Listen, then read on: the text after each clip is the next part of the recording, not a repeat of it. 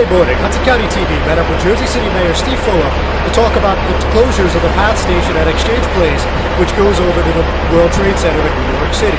As the Jersey Journal reported last week, the PATH service in question will be closed on most weekends starting this Friday for repairs and could stretch all the way into 2015. Fulop was sympathetic with the fact the closures were a necessity, but continued to highlight the historically strained relationship Jersey City has with the Port Authority.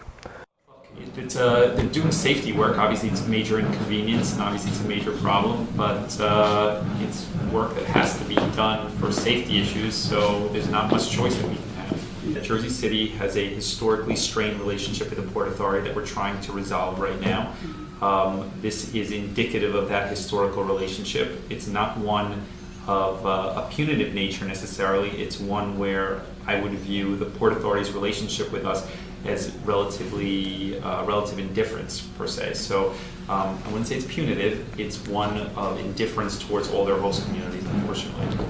And Mayor, in terms of that lawsuit, you and I spoke, I believe it was December, potential $400 million lawsuit. I know you've hired outside counsel. I think some of our viewers would just like to know, what's the status of that lawsuit? Can't talk too much about it. We are in conversations with the Port Authority now, and we're hopeful that we're going to come to a place of a better relationship between the Port Authority and Jersey City. Do you still believe that it's going to be filed? Yes. The mayor also told HCTV that Jersey City is working with the Port Authority to find alternate means of transportation to accommodate commuters for the upcoming PATH shutdown. As far as the PATH shutdown goes, is there any sort of alternative transportation being looked at?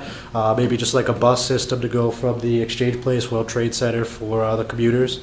Yeah, we're in conversations with the Port Authority leadership to try and facilitate additional transportation options. It's not the easiest thing, as I touched on earlier, but we're exploring different options now, whether that's ferry services, routing, different options, bus transportation, etc. We also asked Mayor Fulop to elaborate about his recent comments in this week's column, The Auditor, in the Star-Ledger, stating that President Obama's cabinet is more accessible than Governor Christie's administration. These are cabinet officials that obviously have reach around the entire country, and we've been able to navigate their schedules, communicate concerns, have a response from them, and for us it's been more challenging dealing with the state. That is improving, though, ever since the whole Bridgegate situation, which is, from a Jersey City resident standpoint, a positive. Finally, we concluded by asking the mayor about Wardee Councilwoman Candace Osborne becoming proactive about the PATH station closure, recently penning a letter to Patrick Foy, the executive director of the Port Authority, expressing her displeasures in the matter. I think Candace is proactive. I think Candace represents an area where 3 PATH stations exist.